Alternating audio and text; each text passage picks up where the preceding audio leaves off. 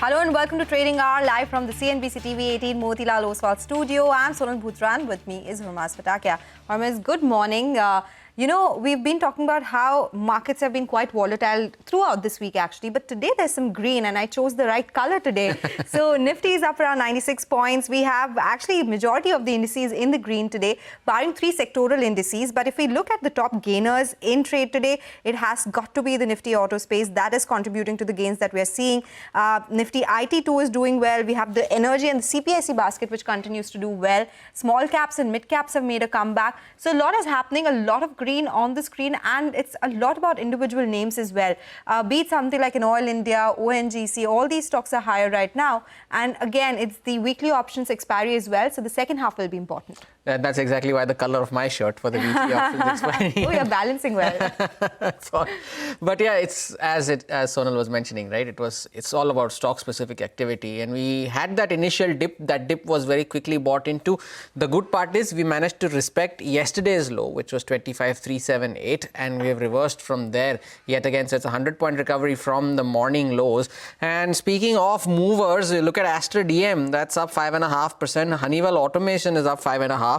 Almost 6% higher now in today's session. The top two gainers on the Nifty 500 today. Motilal Oswal is making a move higher in today's trading session. The asset under management for its unit crossed around 1.5 lakh crores. So that stock doing well for itself, 5% higher today. On the losing side though, it's Nykaa, of course, on the back of the block deal. DMart has recovered slightly from the lows of the morning. At one point was down almost 4%, but since then it staged a brief recovery. It was 2.5% lower still. And since we are on the subject of Avenue Supermarts, along with it, there were other business updates from retailers as well, including V2 Retail. So Mangalam is here with a breakdown of those numbers and how the provisional numbers look like for the quarter, Mangalam. Well, for Avenue Supermarts, it was a 16.2% growth that the company reported in their standalone revenue. This compares with their two-year compounded average of close to around 17.3%, so slightly 1% lower than what they've been doing over the last 2 years. But more importantly, even the brokerages, they were expecting about 17.5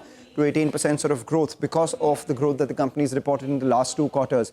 But mind you, this by itself, not particularly bad number, because the year-on-year store growth has been just around 14.3%, which implies that there has been a same-store sales growth, a mild positive same-store sales growth, which Morgan Stanley estimates could be around 3 to 4%. One can be, thinking that it could be about 1 to 2% odd itself. They've added about 9 stores in the first quarter, so that is something that is in line with street additions. Now, if the street is looking at the first quarter numbers that the company will report, 3 things will really stand out. One, what is their product mix? Are they selling more of their general merchandise and apparel products because they are margin accretive? Secondly, how is their store expansion pace going to be? Because they recently opened a store in UP. Are they going to increase their presence out there and other parts of the country as well? And finally, these are standalone numbers. So the performance of DMart Ready, which will come in the consolidated numbers, is something that the street will be eyeing as well to gauge how sentiment has been ever since they've launched DMart Ready or upped their operations in DMart Ready as a competition to all the Q-commerce players. Now, coming to V2 Retail, that reported a very good set of numbers, 51% revenue growth. The stock is lower because the same-store sales growth has been subdued at just around 5%. The company alludes that to the weakness that we've seen in terms of, the festive season shifting from the first quarter to the fourth quarter. So if you normalize that, that's about 10% same-store sales growth. But that's also the reason why V-Mart Retail was yesterday, and also Bazaar-style retail is lower today, because the festive season shift has caused negative same-store sales growth for Bazaar-style retail. Okay, all right. So some of these retail stocks on our radar. Thank you so much, Mangalam, for joining us with those updates. And we are kicking off the earnings season, so it has to be a lot about quarter four updates. Not only the retail space, even banking stocks, they are in focus on the back of quarter one business updates. Gaurav is joining us with more details in this one. Gaurav. Well, let's talk about Punjab National Bank. A weak set of numbers is what we saw from the quarterly updates, because when we look at loan book growth, that came in at around 9.7%. Now, let's not forget that for the entire industry, the banking industry's loan book growth has been slower for this quarter, and it seems that bank is actually reflecting the same weakness. But on the other hand, when we talk about deposits, there also we saw a good set of number at around 12% growth. Now, when we look at CD ratio for the bank, it is now currently at 71%, and that is the reason why the loan book growth weakness is something to be focused upon, because CD ratio can also drag down margins. Other than that, Indian Bank, on the other hand, came up with good set of numbers. The growth for loans were at around 11% on a year-on-year basis, and this was actually supported by the RAM segment, which is retail, agri and MSME. There we saw a very strong set of numbers. In terms of deposits also, a good set of numbers is what we saw. The bank grew its deposit at around 9.5%, which is actually in line with what the guidance they had given for FY26. CSB Bank also came up with good set of numbers, and this time again, bank reported a very great set of numbers with more than 30% growth in terms of loan book. When we look at loan book growth, that was at around 32% growth, which was supported by the gold loan portfolio, which grew at around 35% on a year-on-year basis. In terms of deposits also, a very healthy set of number is what we saw with a growth of more than 20%. So definitely good set of number is what we can call for CSB Bank as well as Indian Bank. But on the other hand, on the back of weak set of numbers for advances growth, PNB Bank is going to be in focus. Mixed trends emerging from the banking updates that have come out so far. Gaurav, thanks a lot for that. The other one in focus today is Tata Power, and that is currently under some bit of pressure. It opened lower and has staged a bit of a recovery from the lows of the day. Vivek is joining in to tell us why so, Vivek. Well, this particular one caught the eye simply because of the fact that the amount involved is quite large. So what's actually happened is that the court tribunal, the Singapore court tribunal, has gone ahead and ruled against the company. This is in a dispute that the company had with its Russian mining partner called as Kleros Capital. So now the company has been asked to pay $490 million in damages to Kleros Capital partners. Payment has to be made along with the interest as well as other legal costs. Now, this is a partial award given by the tribunal under the Singapore International Arbitration Center rules. Now, what is Tata Power saying? Tata Power is in the process of reviewing the contents of the award, and the company is evaluating all options, including the option to go ahead and challenge the award that it has received. Now, what is this particular case pertaining to? This is an old case pertaining to Russian mining partner Kleros Capital, where Kleros has claimed that Tata Power breached confidentiality and non-circumvention clauses in prior NDAs that were signed. Tata Power saw a bit of a negative reaction but has recovered, given the fact that at this point of time it appears as if the company will challenge this particular appeal. Okay, all right. So that's what's happening with Tata Power. The stock has recovered, though, from the lows of the day. Thank you, Vivek, for joining in. But with that, we'll slip into a break. Up next, we'll discuss what's buzzing in the commodities space with Manisha Gupta.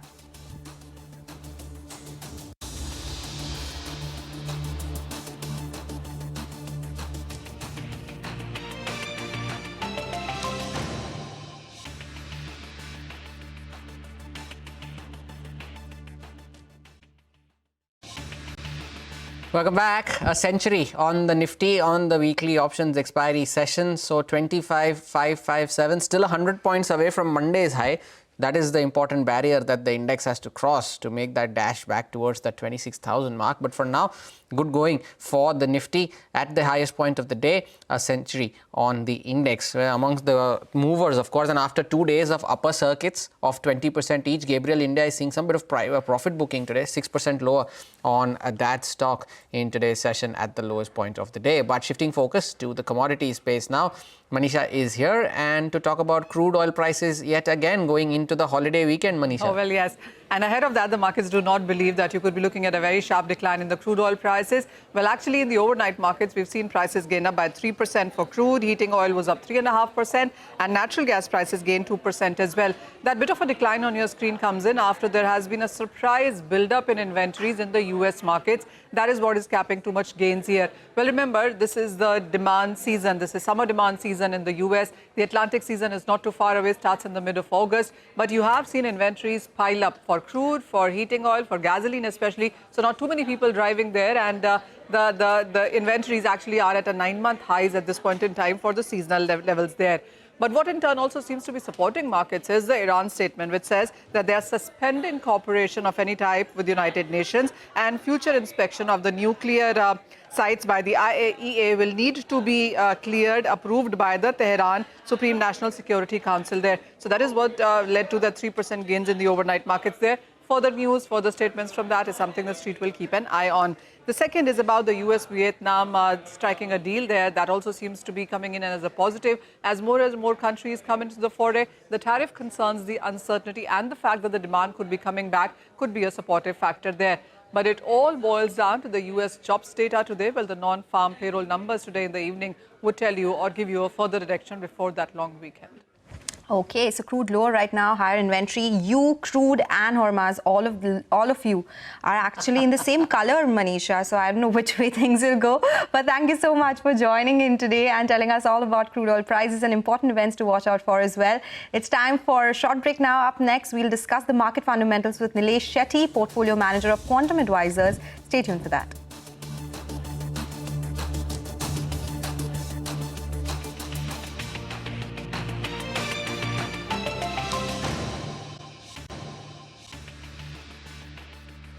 Welcome back. You're still tuned into Trading Hour on CNBC TV18. Well, it's time for some fundamental conversations on the markets. Nilesh Shetty, Portfolio Manager at Quantum Advisors, is joining us now. Nilesh, good morning. Thank you so much for joining in. Markets are waiting for a lot of things, be it the US-India trade deal, be it earnings, a lot of macro factors as well. Which one do you think is the most important right now? And what is the outcome which the markets would like? Yeah, I mean, the markets, actually, I don't think they're waiting. They've already run up quite materially ahead of all these events.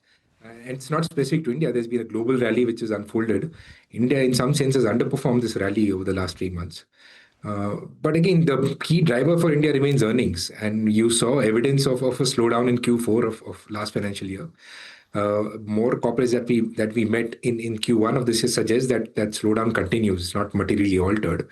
So there has been a disconnect between what is happening in the markets versus what is happening in sort of corporate India. The assumption is that at some point there will be a recovery, and people will be watching for that commentary quite closely, where the corporates indicate that recovery. But as of now, it looks like earnings season may disappoint in the near term relative to where valuations are. And given the rally that has unfolded, you may actually be disappointed in the near term in equity returns.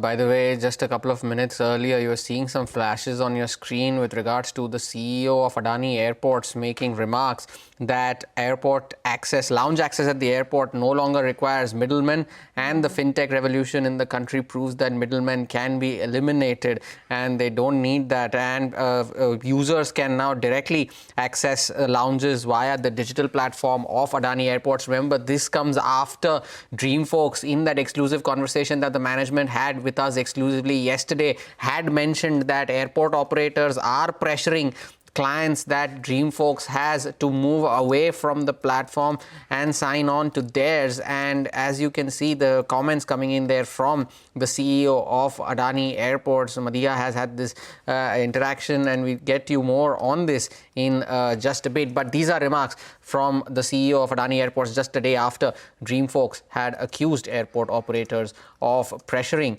clients from their airport lounge access platform. But Nilesh, good morning. Thank you for joining in. You mentioned that earnings, you might see some near-term disappointment.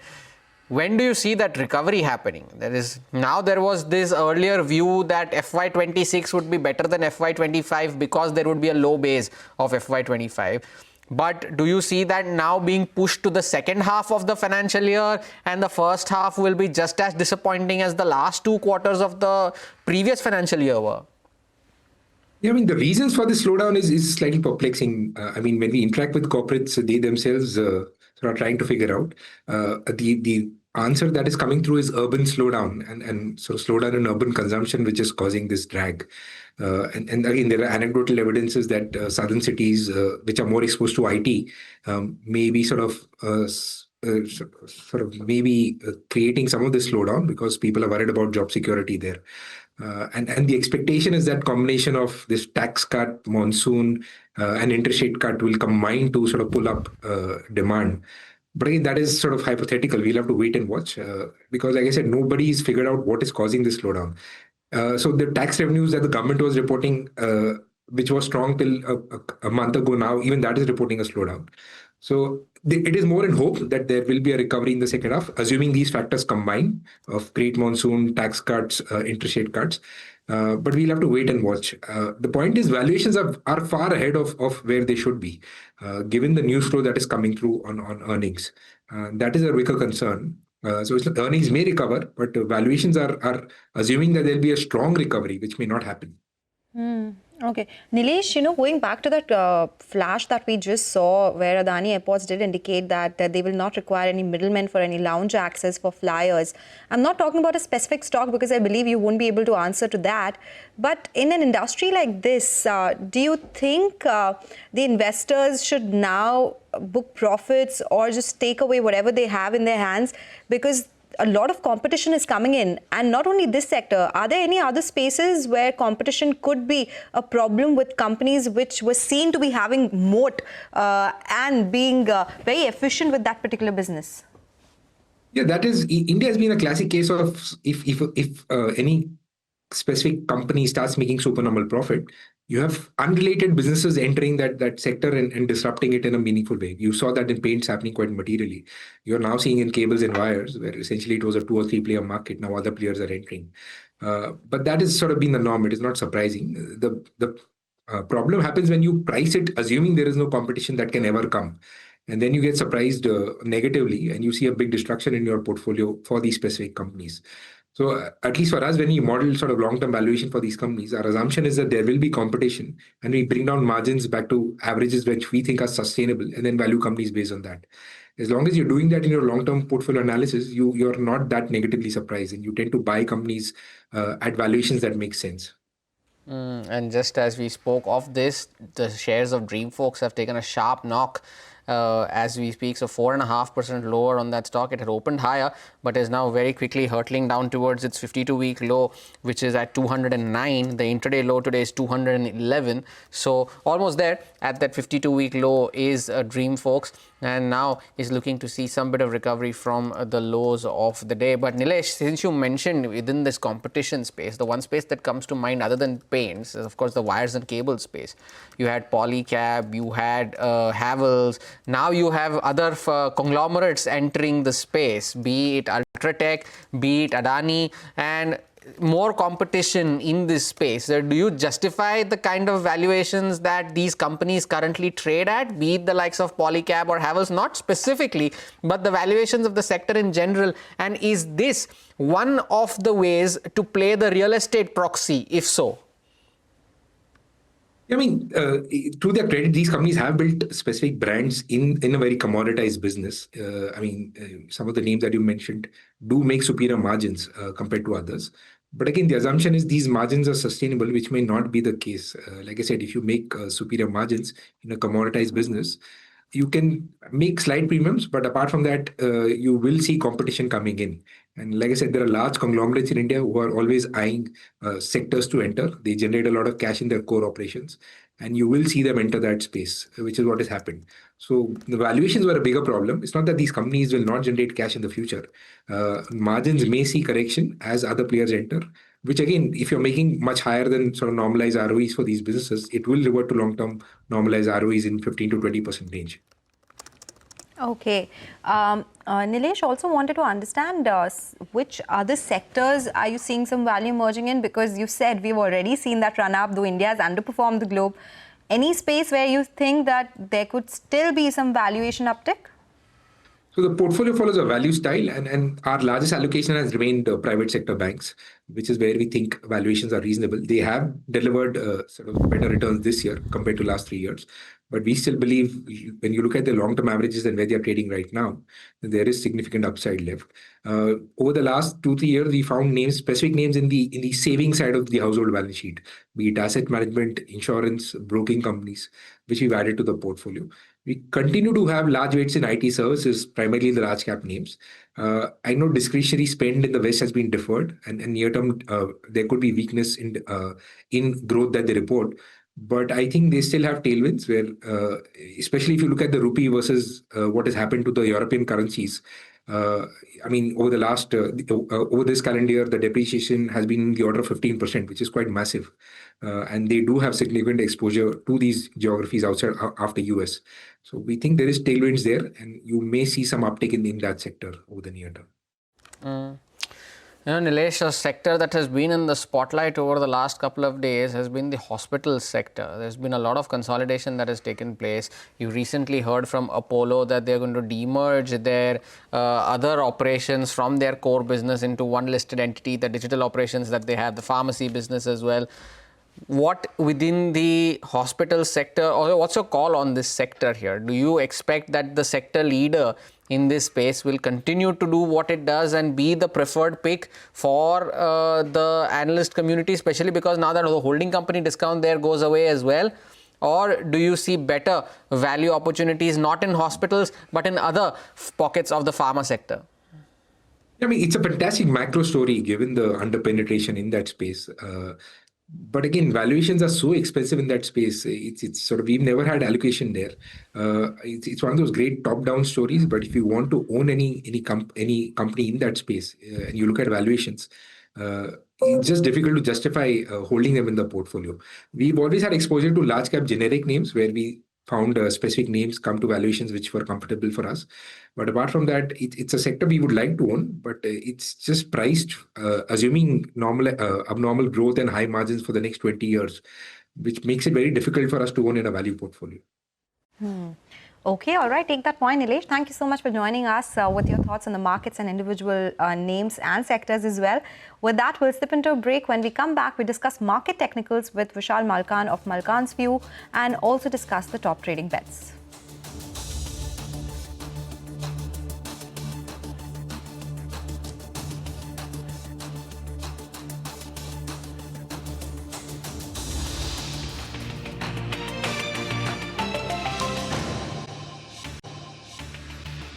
Holding on to gains are the markets. Flashes on your screen as well. Some NBCC has signed an MOU with NFDC for the redevelopment of the Sirif Fort Auditorium in New Delhi. They won an order as well yesterday. The stock, in line with some of the broader market moves, has come off the highs of the day. But a quick chart check then from Vishal Malkan of Malkan's View. Vishal, good morning. Thank you for joining in. Still that elusive 25,600, 700 range proving to be a resistance for the index. Do we have enough legs to cross it sometime in the near future? And if so, what are the levels you're watching out for, and your stock ideas as well for the morning?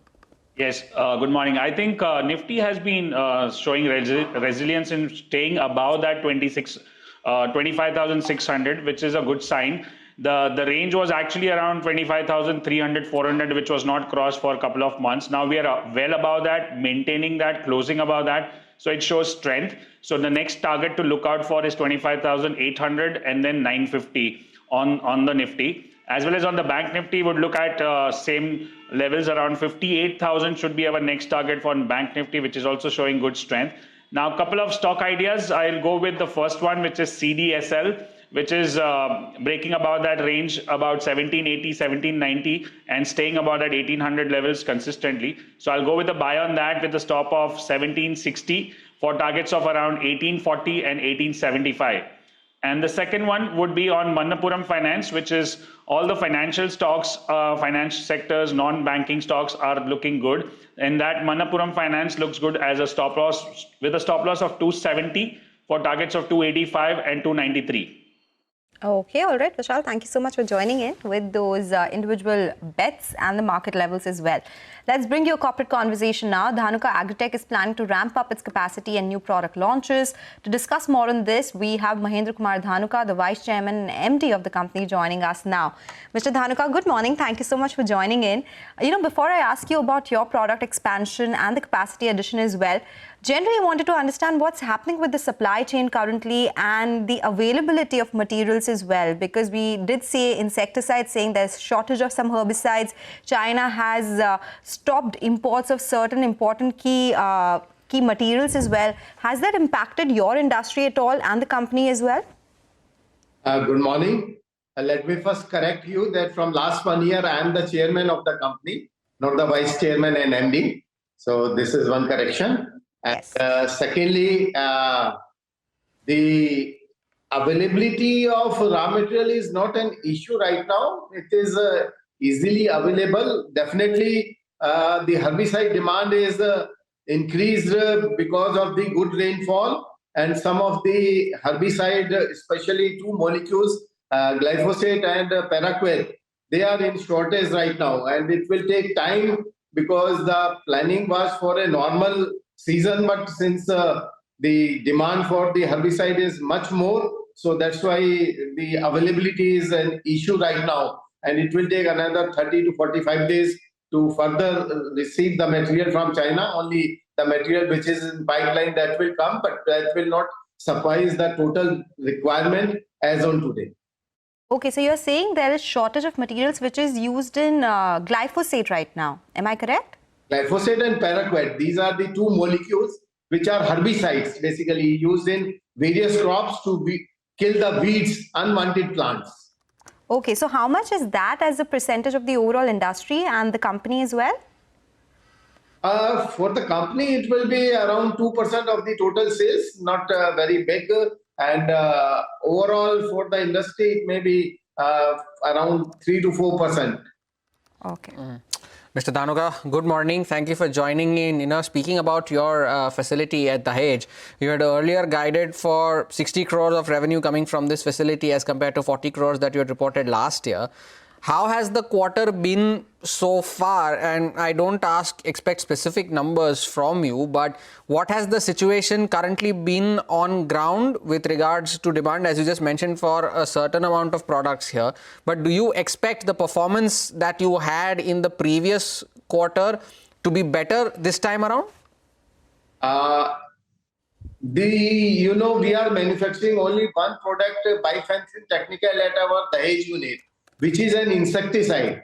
Initially, in the first quarter, there is major sales of herbicide. After the usage of herbicide, then comes the insecticide, and in the last, fungicides. So, bifenthrin being an insecticide, the major sales will come in the second quarter. So, first quarter has gone as per last year. There is no major growth in the first quarter, but second quarter we are expecting good growth in the bifenthrin technical sales which we are manufacturing at Dahej. Secondly, we are going to start another molecule at our Dahej unit in the Rabi season from October onwards.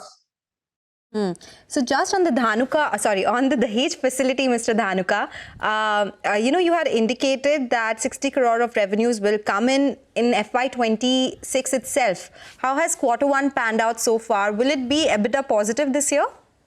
No, we don't expect EBITDA positive unless we are able to have the export registration for the export of bifenthrin technical from there. Presently, we are running at around 30% capacity only. Unless the capacity utilization reaches to the 70 to 80% level, we don't think that at EBITDA positive we can go. It will take another 2 years' time to be EBITDA positive at the Dahej unit. And what about the overall performance, Mr. Dhanuka? You had earlier guided for growth in the high teens this time around. So fair to say that 18 to 20% would be a fair assumption this time around when it comes to your overall growth? So 18 and 20% will be higher, but definitely around 14 to 15% growth we are targeting. And we definitely hope that because of the good monsoon forecast, we expect that this much growth we will be able to achieve. The second quarter is the most crucial quarter because the actual consumption of even weedicides starts when the rainfall comes, and rainfall comes by the mid of June onwards.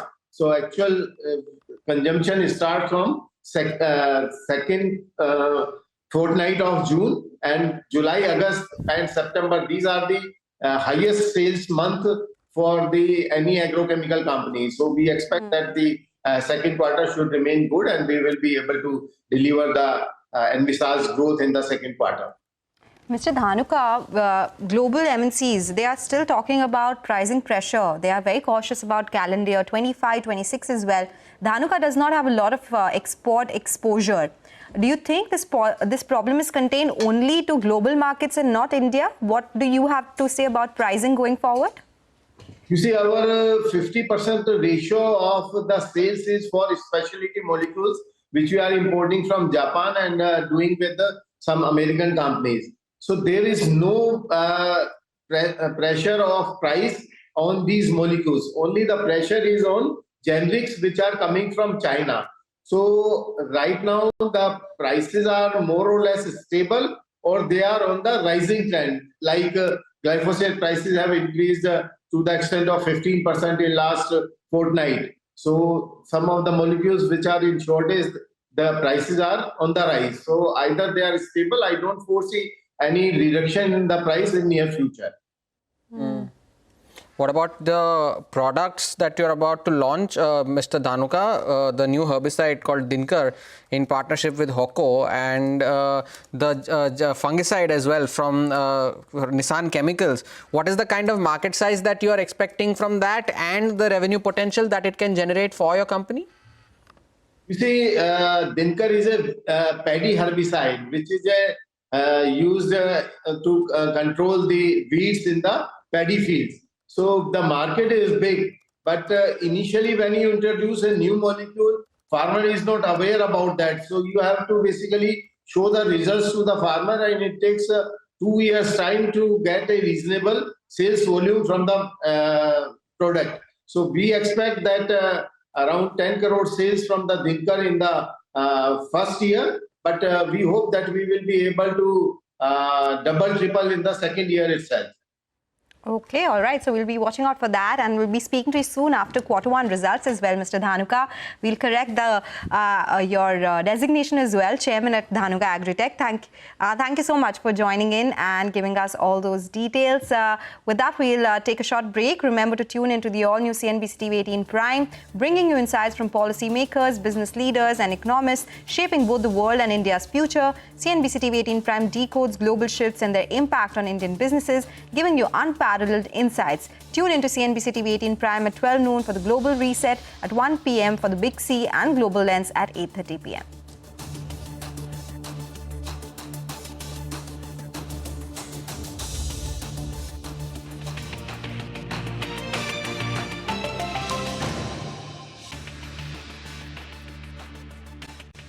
Welcome back. On to the big talking point for the markets, and that's the trade talks between India and the US. Now, government sources say that an interim trade deal could be signed with the US within the next 2 days. Abhimanyu is joining in with more details on this. Abhimanyu.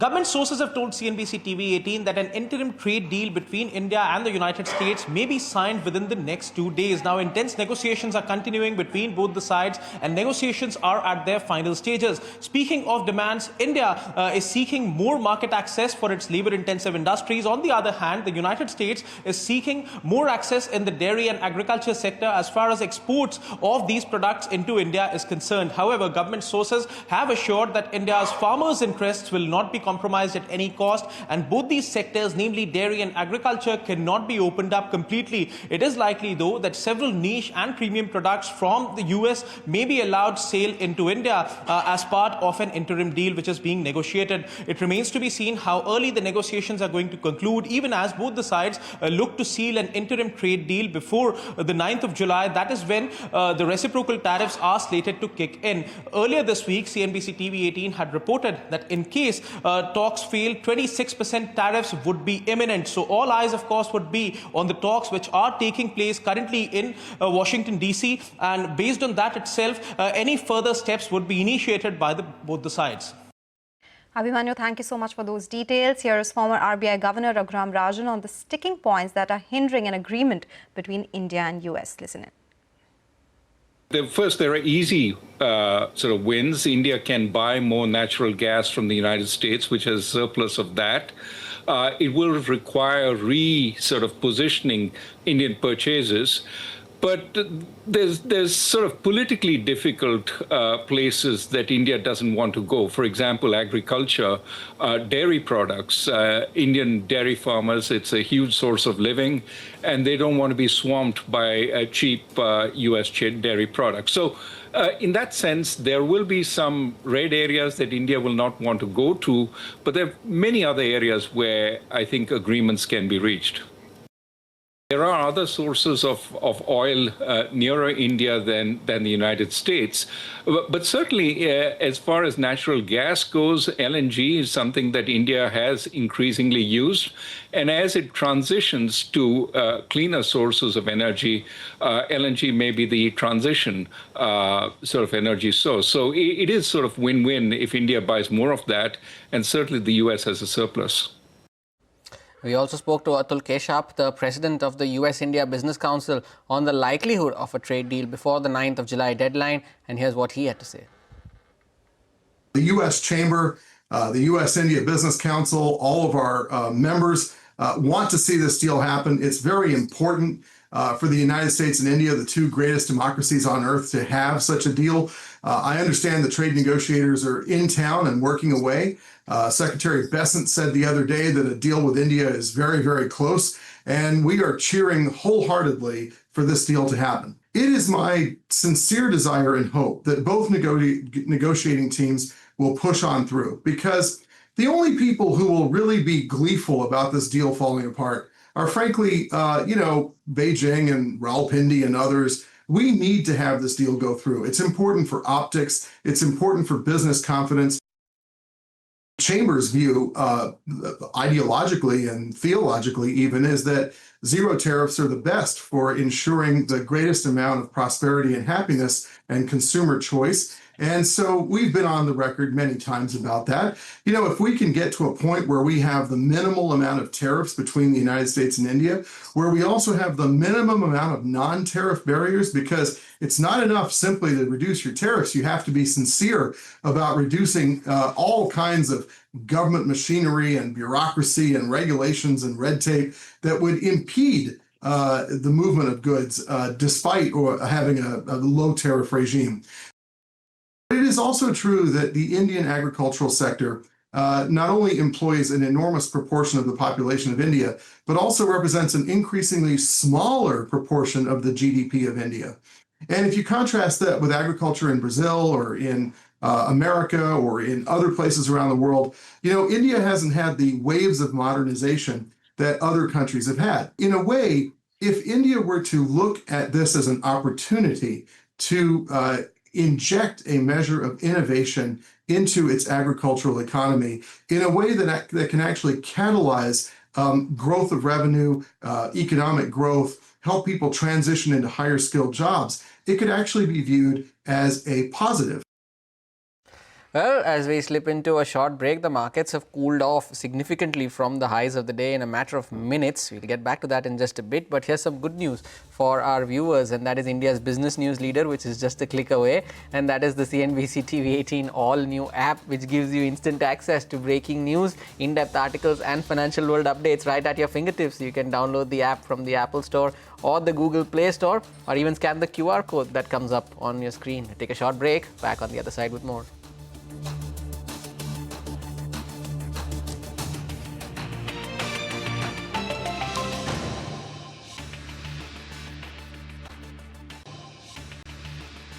Welcome back. You're still tuned into Trading Hour. Well, markets, they have come off sharply from the highs. It's around a 60-point uptick on the Nifty that we are looking at.